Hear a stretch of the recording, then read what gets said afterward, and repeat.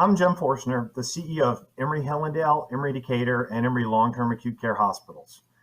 I want to thank House of Hope and Pastor Sharice Cross for allowing us to bring this important health information to you through the Hope TV platform. As we continue to be challenged by COVID-19, it is incredibly comforting to know that ministries like House of Hope are supporting our community. I encourage you to keep your guard up by wearing masks, practicing hand hygiene, and avoiding large gatherings until such time as you and those around you are able to receive the vaccine. To learn more about the vaccine, I invite you to visit our website at www.emoryhealthcare.org/COVID-vaccines-FAQ.html. You can also find that right off our emoryhealthcare.org homepage. On behalf of our physicians and all of our staff, I want to thank you for doing your part to stop the spread of COVID-19.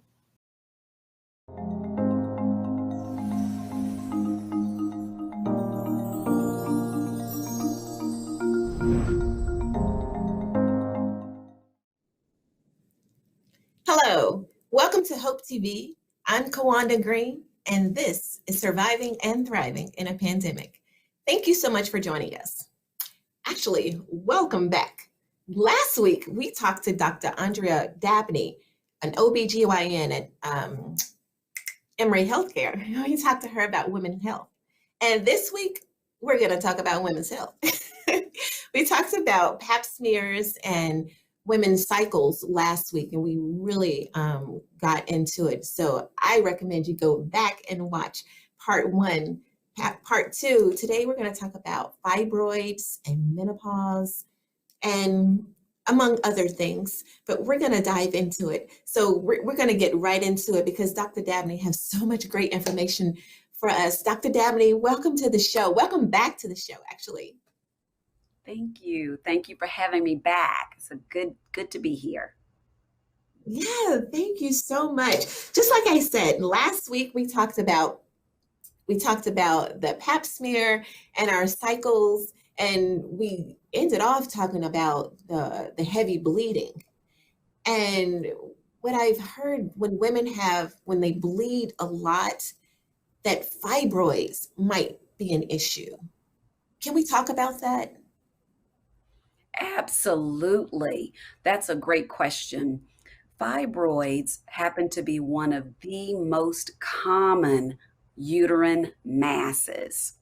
The uterus is the womb or what holds a baby when you're pregnant. The fibroids are smooth muscle tissue growths. Now, what that means is the type of tissue that it is growing in that organ in the uterus is smooth muscle. Now, because of the character of it, we can see this tissue on imaging, such as an ultrasound. When we see these, it helps us measure them, and it helps us to learn more about ways to help young women, because some young women unfortunately make very large fibroids. Those fibroids can be difficult in that they can cause heavy bleeding, and for some women, infertility. And so it's really important because we can get imaging such as our ultrasound, our MRI or magnetic resonance imaging to look more at these lesions so that we can offer therapy or treatment. Now, for some women, they don't need treatment. I'm sorry, were you about to say something? That's what I was going to ask you about treatments. But you continue and we'll get back to that. Sure. And so when they come to us with a complaint of the heavy bleeding or abnormal bleeding or changes in their cycle. My cycle was every month, but now I'm noticing it's twice in a month, or I'm noticing it's longer than it used to be. what we do is imaging, and ultrasound is our best friend. It's one that we use to help look at the different um, textures and shadings of the image and the qualities in that image to tell us more about what's going on. Now, with fibroids, they have submucosal, subserosal, and intramural. That's where they are located on the uterus or inside the uterus. Depending on where they're located, helps us determine how we can treat a patient. Some women we offer medications to, and usually we try to use that as our guideline, knee jerk automatically because it's the least invasive thing for a patient. But there's a lot of caveats to that. If they are perimenopausal, if they are on the verge of 48 to 50 years old, they may say, look, I've had my children. I just want this bleeding to stop. And we understand that. So we move to more what we call definitive treatments. And usually that is a hysterectomy or removal of that uterus. Now, if the fibroids are in a young reproductive age woman that is interested in childbearing, that may or may not have started having children yet, we offer medications, but those medications put you into fake menopause. So it shuts the hormones down to stop the growth of the fibroid. So you can't get pregnant when you're in fake menopause. So that's not the right choice. So we have other things that we do, such as a myomectomy or removal of one or two fibroids. Sometimes it's a lot more than that. Imaging is great, but it's still technology that's going to continue to improve. And so sometimes the images don't show us all the fibroids that are actually there. And when we take you to surgery, it ends up being a lot more than what we had planned for initially. So a myomectomy is what we call uterine sparing, meaning the job is to keep that uterus because one, the patient wants her uterus. Two, the patient is interested in childbearing. And so we have to go through a lot of discussion around the needs of the patient and helping them to decrease sometimes just the bulk or the size of their uterus because they're in so much pain or pressure.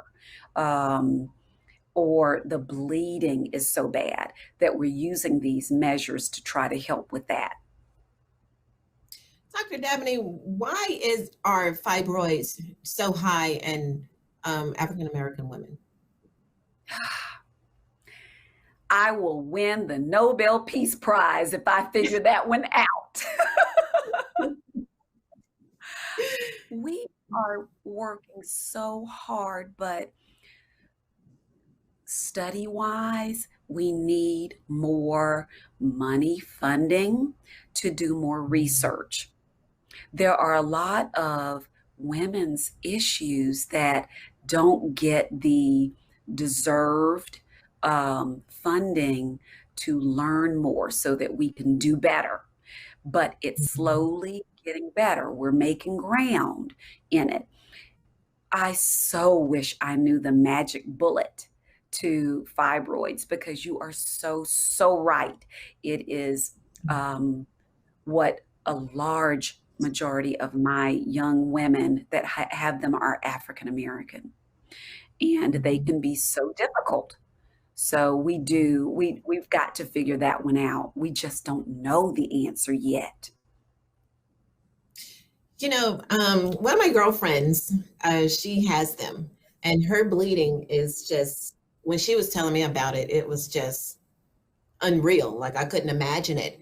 But what she told me was once she started her cycle and she went on this 7-day water fast, and her bleeding was the lightest it's ever been in her entire life. She didn't have any pain, and her bleeding, it was incredibly light. So I wonder if our what we're eating has contributes to fibroids. Have You you know, that's learned anything, heard anything?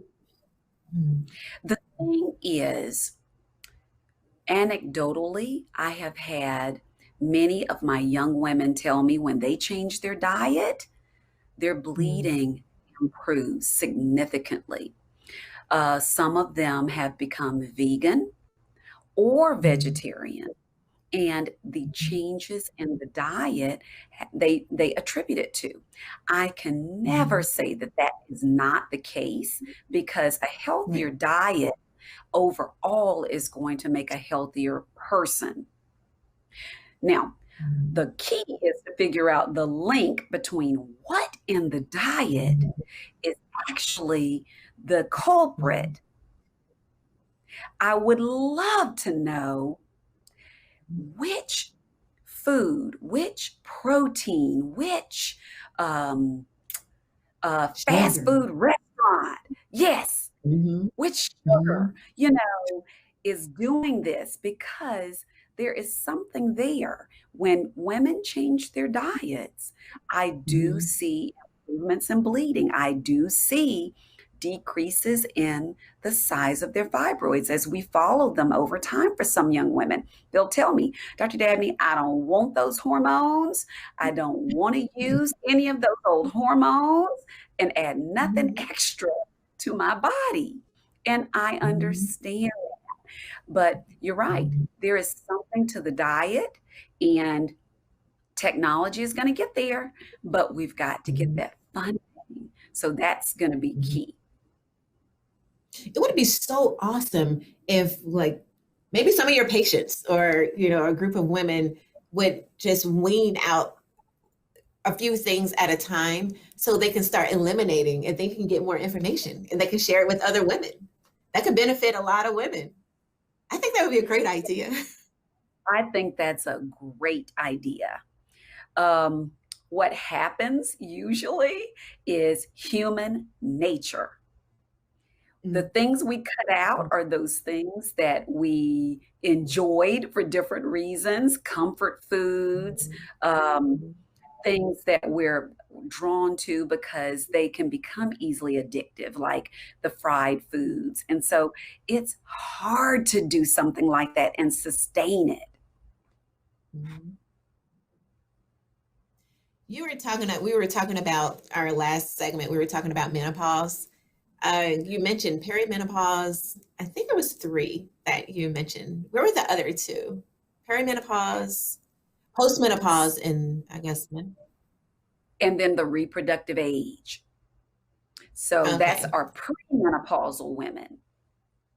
Okay. So what do they experience when they're going through premenopausal stage? So premenopause is our young women that still are desirous of pregnancy, are usually Mhm. having regular cycles.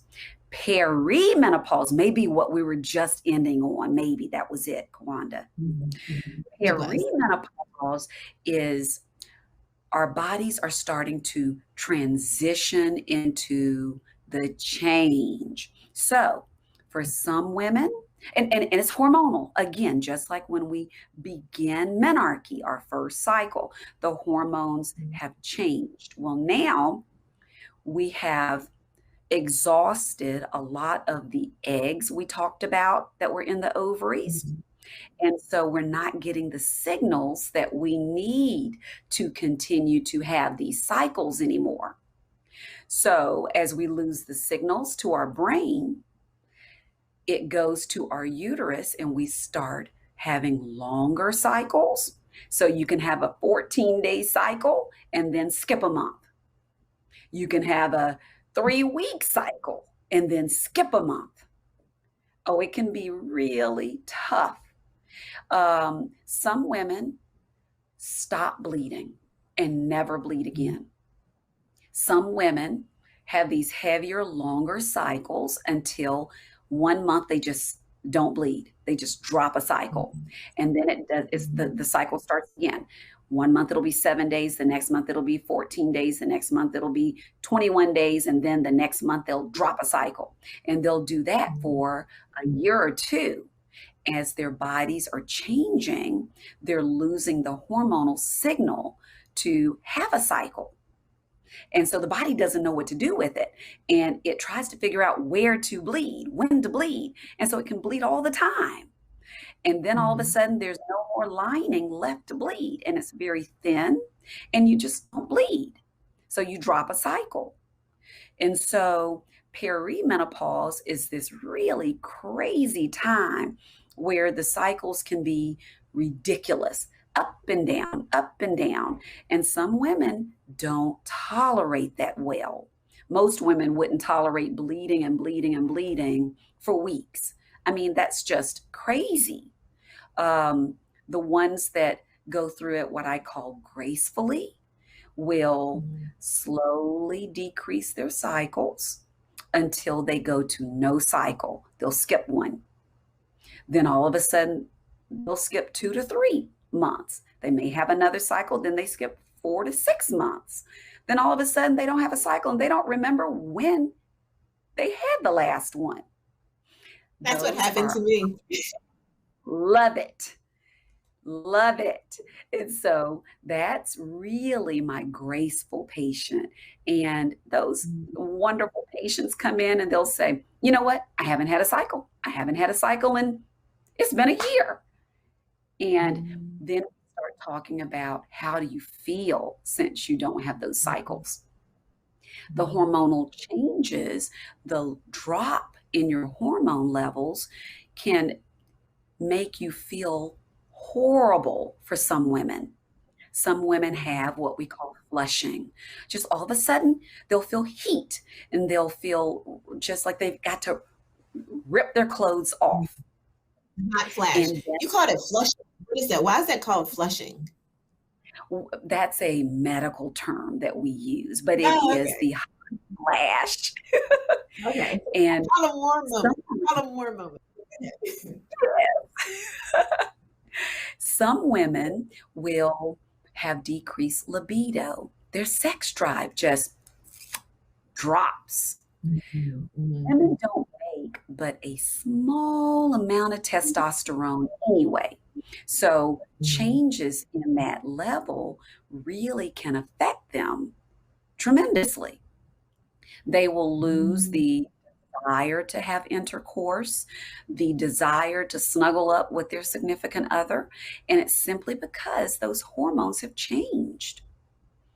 Some women, oh, I'm sorry, were you about to say something? I was saying, oh, wow, because when you said that, I'm picturing couples, married couples, and, you know, a woman going through the change, you know, and also when you said, you know, it's changing, I just realized growing up, I'll always hear people say, she's going through the change. And you just made it make sense. Now I understand what they were talking about. But I was just thinking about married couples.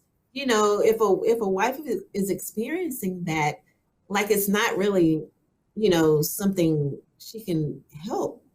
You know what I mean? Like the husband might think, you know, she's just pushing away, but it's her body.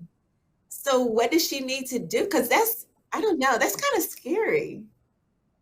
Well, it is. And the thing to remember is men don't know what you're going through, and they don't have those changes. So it may be hard to talk about. It may be difficult to discuss with your husband, but because they don't understand that hormonal change. But you think about men that go through the life change where they buy the big race sports car, or now all of a sudden they're looking for a younger woman, or things like that.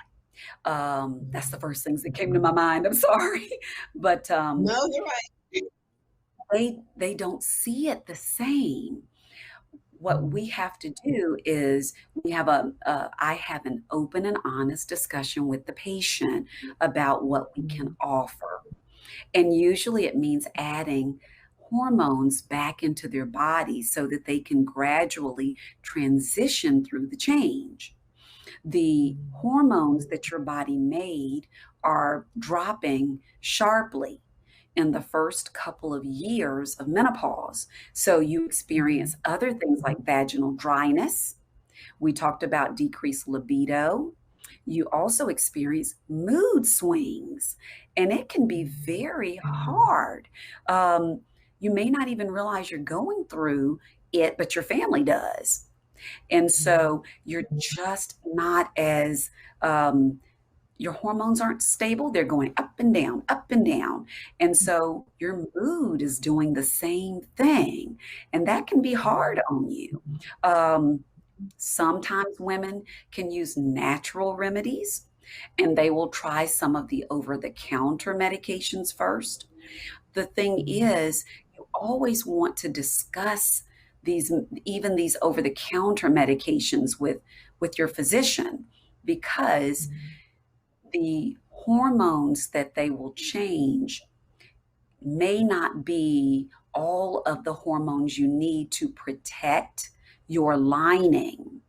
And if you don't, you can develop a cancer in the uterus from too much exogenous or an outside source of estrogen. We have in over the counter medications, phytoestrogens or plant-based estrogens. Now, it's over the counter, so a lot of women think it's okay. Those are still estrogen. So your body is making and using it the same. You do need to protect that lining with progesterone. So you have to balance it so that it doesn't run away into something that could lead to cancer. And that's really important. Okay, I have a couple of questions. One, how can the men in our lives be more supportive? Like when women are experiencing, the change or those changes, how can they be more supportive?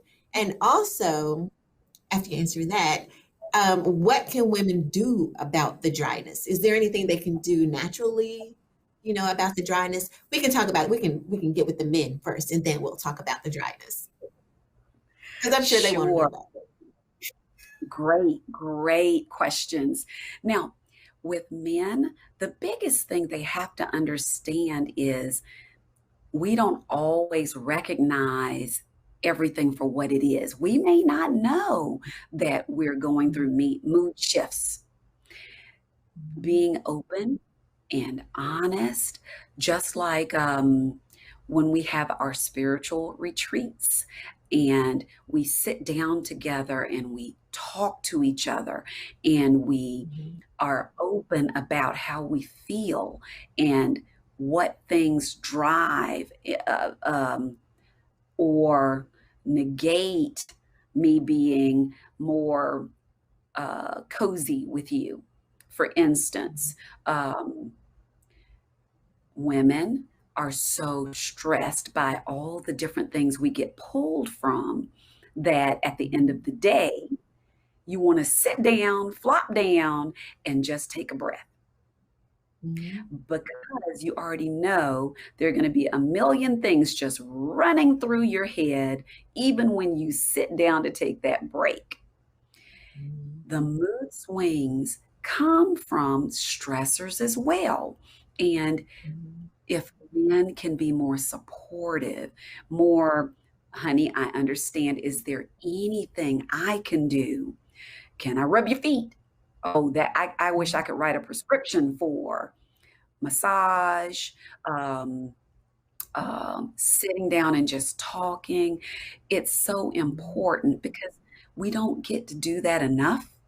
And although men don't want to share so much, even if you give us just a few minutes, it really helps to decompress. And part of the mood swings are everything we're doing on top of our hormones changing and changing and changing. Mhm. And so the touch, when your significant other is touching your feet, is rubbing your shoulders, when you're just sitting together, touch is so integral in soothing and Mhm. in, oh, I'm sorry. The intimacy, Exactly. all the things that you're naming, you know, the intimacy. And it takes me back to what I said at the beginning of the other show, that the women are doing so much for so, you know, so many people. They're neglecting themselves and no one is taking care of them. So it goes to everything that you're saying. They need that attention. And maybe if they got more of that attention, all of this stuff that you're naming, maybe they'll, be in better moods and maybe they'll be in the mood. But continue. I'm so sorry to interrupt you. Continue. Oh, no, no, this is wonderful. Um, Mhm. I feel like women in general do not, like we discussed at the last episode, do not get or make that opportunity to do for themselves. Mhm. So, um, having your spa day or your spa time once a Mhm. week is important. You've got to nurture yourself because it starts with self love. Um, it's a process. And Mhm. once you start doing it, and it's just like exercise, you feel better and you want to do more of the things that make you feel better. You can incorporate your significant other in these things too Mhm. and enjoy them together. Mhm.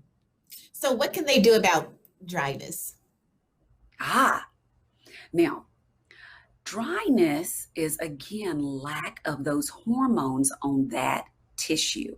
So, Mhm. non hormonal options are things like there are medications that you can buy online.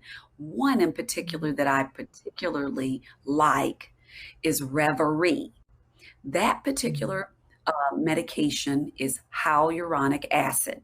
Now, that is also in skin moisturizers.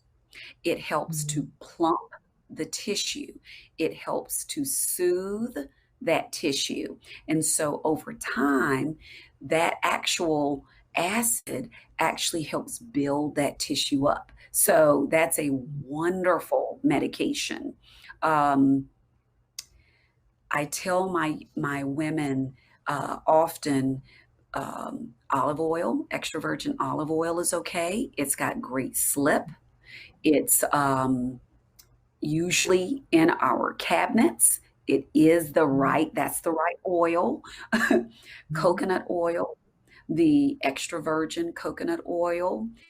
The one thing I have never been able to find is, would this affect condoms? One young patient asked me, how would this affect the condoms? And I don't have studies that tell me about the integrity of the condom with these particular oils. Now, there are also lubricants that are over the counter. Um, oh, the name of that big one just slipped my mind, but they have Imagine. that's it. That's it. So now they have gotten into oils and they Mhm. have really good slip um, and feel really good to the tissue. But you have to Mhm. use them each time. Those are Mhm. wonderful to try.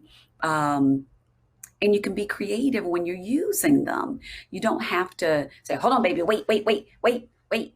But, Right. you know, be creative with them.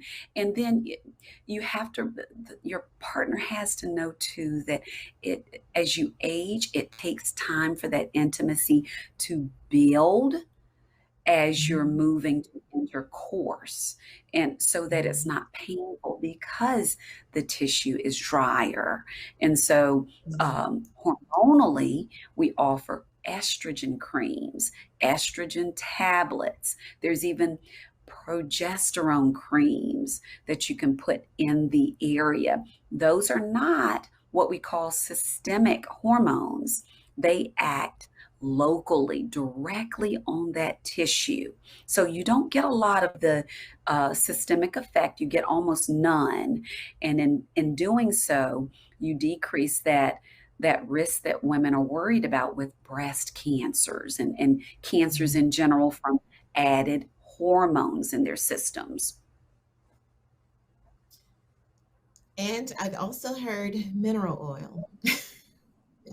Yes, Yeah, I heard that absolutely. mineral oil. I heard that it works and it lasts a long time. Yes, and you say that the one thing you have patients have to remember is if they use any of these oils, they don't need to use that every day. That oil Right. stays around and it will not easily go away. So they're good. Well, that's good. We like to look for, we like the medicines, but we like to look for some natural ways as well. But I like what you said about the oils. That is so, oh, Dr. Dabney, you have given us so much great information. We have got to have you back. Ah, my goodness. Okay, again, do you have any encouraging words for our superheroes, the women of the world? I call all my women Wonder Woman. And that's what I Yes. pretend I'm going to dress up as every Halloween. And I look at that outfit and know I can't get in it. So they are Wonder Women.